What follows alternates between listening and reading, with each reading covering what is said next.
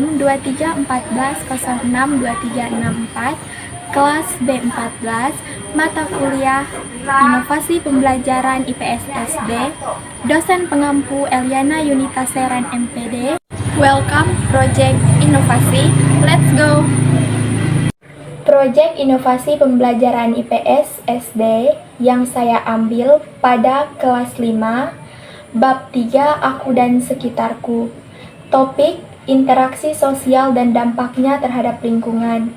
Judul project Siaga Siswa Aktif Jaga Lingkungan. Kurikulum Merdeka.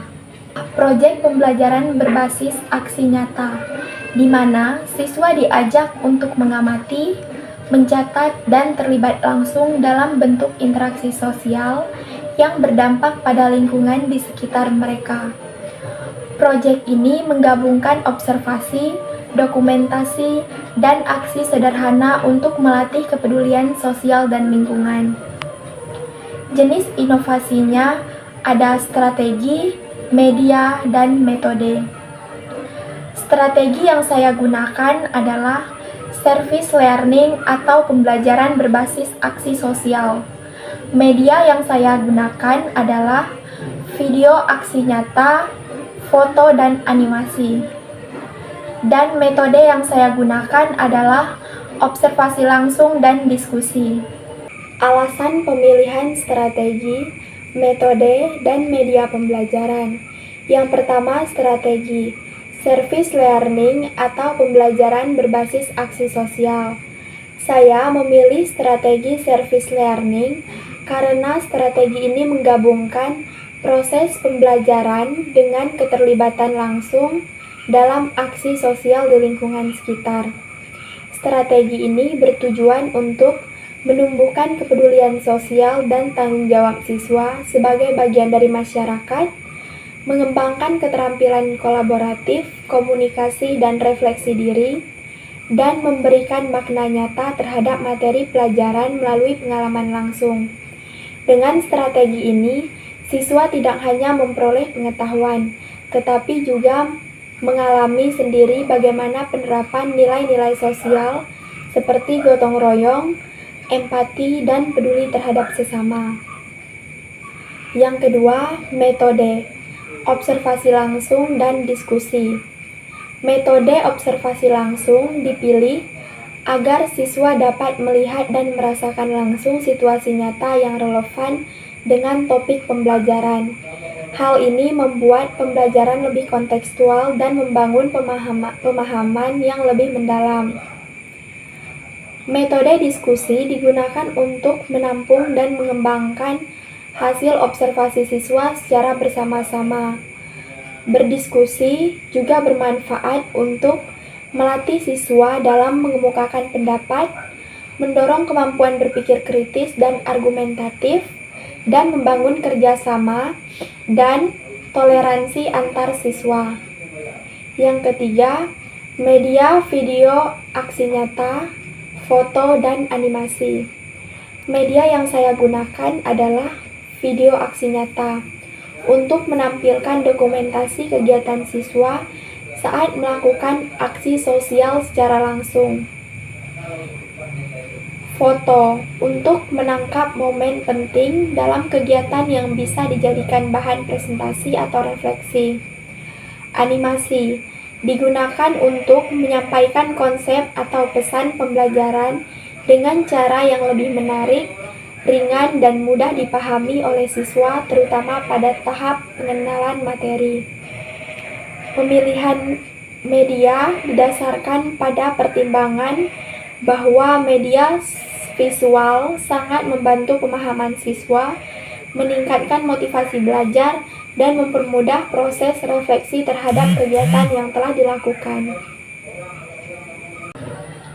Tujuan dari proyek siaga ini adalah yang pertama, agar siswa dapat memahami bentuk-bentuk interaksi sosial di lingkungan sekitar. Yang kedua, siswa mampu mengidentifikasi dampak interaksi sosial terhadap lingkungan positif atau negatif. Yang ketiga, Siswa dapat mengambil peran aktif dalam menjaga lingkungan melalui interaksi sosial yang positif. Alasan saya mengambil siaga ini menjadi inovasi karena yang pertama, melatih kepekaan sosial dan lingkungan secara langsung. Yang kedua, mendorong aksi nyata dan refleksi pribadi. Yang ketiga, bisa dikembangkan menjadi gerakan bersama di sekolah.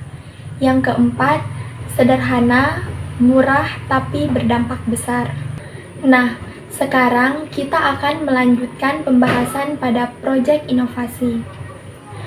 Interaksi sosial adalah hubungan atau komunikasi antara dua orang atau lebih dalam kehidupan sehari-hari. Contohnya seperti membantu teman, bekerja sama, dan berbicara sopan. Nah, anak-anak, ini contoh gambar interaksi sosial. Gambar yang pertama menunjukkan dua orang anak yang saling bantu, dan gambar yang kedua menunjukkan keluarga yang saling bekerja sama. Jenis dampak interaksi sosial. Dampaknya bisa positif atau negatif, terutama terhadap lingkungan. Dampak positifnya misalnya seperti gotong royong, menanam pohon, dan berbagi alat kebersihan. Dampak negatifnya seperti membuang sampah sembarangan, mencoret tembok, dan membakar sampah sembarangan. Dampak positif terhadap lingkungan. Contoh dampak positif, gotong royong, pekerjaan menjadi cepat selesai. Menanam pohon, udara menjadi sejuk. Menjaga dan merawat lingkungan, lingkungan menjadi bersih dan sehat. Dampak negatif terhadap lingkungan. Contoh dampak negatif, membuang sampah sembarangan menyebabkan banjir dan penyakit. Mencoret-coret secara liar, fasilitas menjadi rusak. Membakar sampah menyebabkan polusi dan sesak napas. Anak-anak, apakah kalian pernah menjaga lingkungan? Pastinya pernah ya.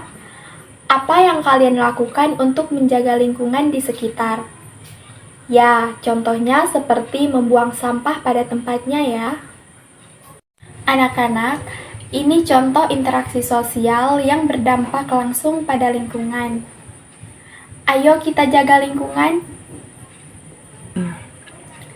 Anak-anak, mari kita saling bantu, bersikap peduli, dan jaga lingkungan bersama. Mulai dari rumah, sekolah, dan teman sekitarmu.